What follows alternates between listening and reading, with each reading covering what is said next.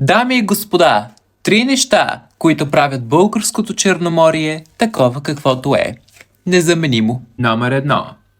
Българския маркетинг. Никой, повтарям никой, не може да ме убеди, че има по-добра рекламна кампания от това. Ще има участие на някой да го залепим на контейнера. Да, може да го пуснем във Facebook, Instagram, TikTok и Twitter и YouTube, но какво по-добре от това да го залепим на контейнера? Все пак всеки има боклук за изхвърляне. И кирливи ризи. Номер 2. Сергиите.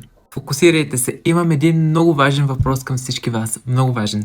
Някой от вас, който и да е, някой, теглил ли е една от ейтея най-големите играчки? Най-големите. Аз съм човек на навика и всяка година ходя в един и същ български курорт на морето. И всяка година наблюдавам, че играчките не се сменят. Тези най-големите играчки, ей богу, изсветляли са от слънцето. Отгоре където е въженцето ще се прокъсат. Те са изленяли, както баба ми би казала. Но векуват на тази Сергия. Всяка година, всяко лято са там.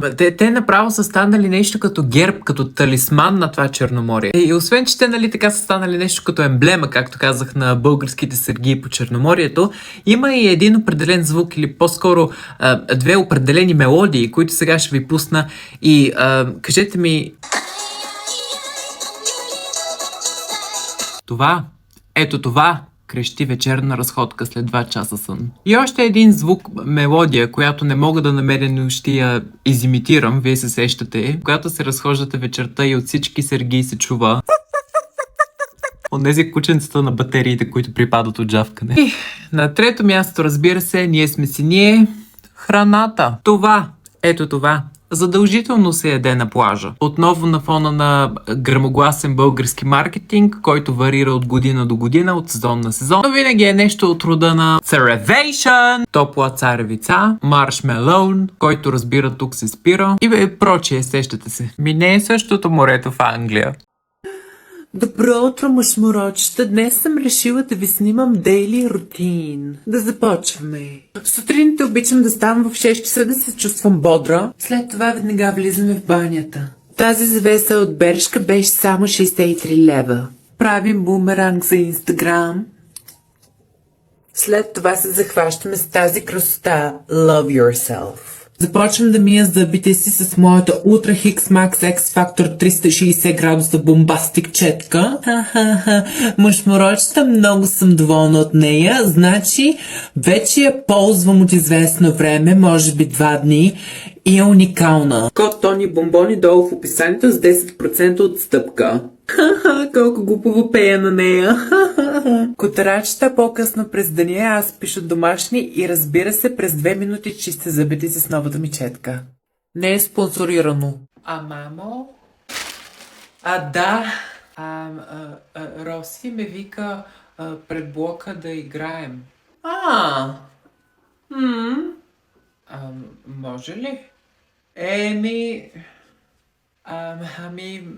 Добре, тогава слизам да играя.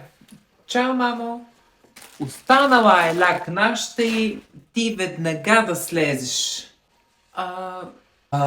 Значи, аз само да питам, оня ден, ти, като викна Росица, тя излезе ли? Не. Нея? Какво ти отговори тя тогава? Мама каза, че аз трябва да помагам вкъщи. Така ли беше? Да. Така беше. Значи, хората, мамо, си имат планове и си действат по задачки. Направи се, че и ти си малко зет. Кой къде? Нащо ни се пред блок? Добре. Ще кажа, че няма да излизам тогава. Знам ли аз, нима слушай. Излизайте, играйте. Все още не мога да повярвам, че Шиван изми лаптопа. Права си, Сайра, и аз още не мога да повярвам. Да.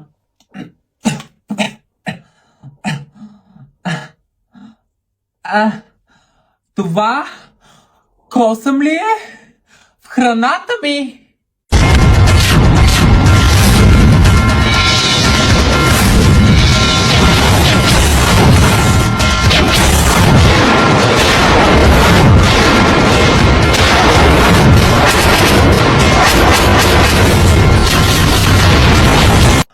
Надявам се, че да, Кашика.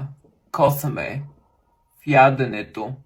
Ти сготви тази леща. Този косъм е твой. Този косъм е кестеняв. Моята коса е черна, като душата ми. Паднал си е от теб, докато си обядвала. Не, косъмът не е мой. Нито пък мой. Има само един начин да разрешим това. Нека най-добрата и да е котката.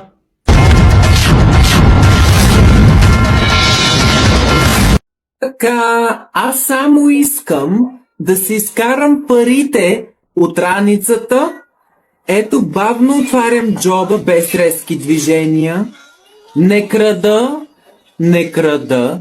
Ето парите от раницата, ги изкарвам всички камери. Не крада. Отивам да платя.